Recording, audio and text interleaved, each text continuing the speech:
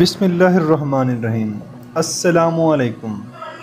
کہتے ہیں کہ جب اللہ تعالیٰ نے حضرت آدم اور اماں حوا کو جنت میں رہنے کا حکم سنایا اور ابلیس کو جنت سے بے دخل کر دیا تو اس کو بڑی تکلیف ہوئی۔ وہ اپنی اس دشمنی کی آگ میں جلنے لگا، ہر وقت اسی طاق میں رہنے لگا کہ کیسے ان کو جنت سے نکلوائیں۔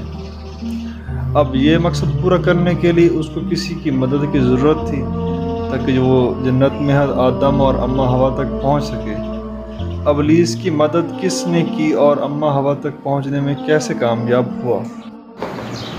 وہ بدقسمت جانور کون کون سے تھے اور ان کی مدد کی وجہ سے کیسے وہ اللہ کی لعنت کے مستحق ٹھہرے، یہ سب ہم آپ کو بتائیں گے۔ اس بارے میں مکمل تفصیل جاننے کے لیے آپ سے التماس ہے کہ ہمارے ساتھ رہیے گا تاکہ ان معلومات سے آپ کو آگاہی حاصل ہو سکے۔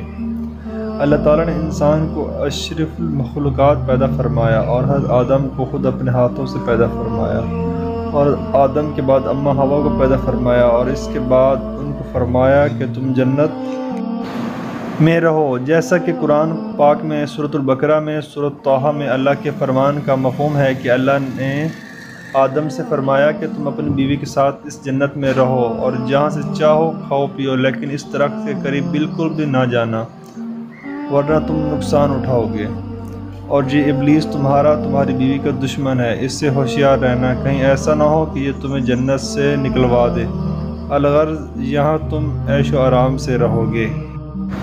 اس درخت کے حوالے سے بہت ہی بحث موجود ہے، لیکن اللہ پاک نے اس درخت کا نام تعین نہیں فرمایا، لہٰذا اسم رائے سے اجتناب بہتر ہے۔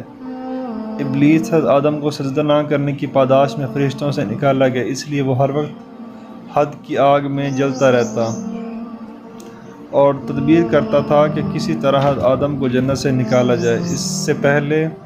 اس نے سب سے پہلے مور سے دوستی کی، اور اس کو پھر اپنی دوستی کا واسطہ دے کر بولا کہ مجھے اپنے بازوؤں پر اٹھا کر بہشت میں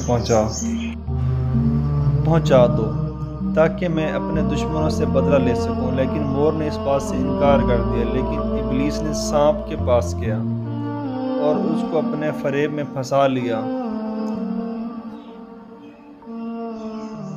سانپ منہ میں لے کر بہشت میں داخل ہوا اور حضرت آدم اور حوا کے پاس گیا اور رونا شروع کر دیا۔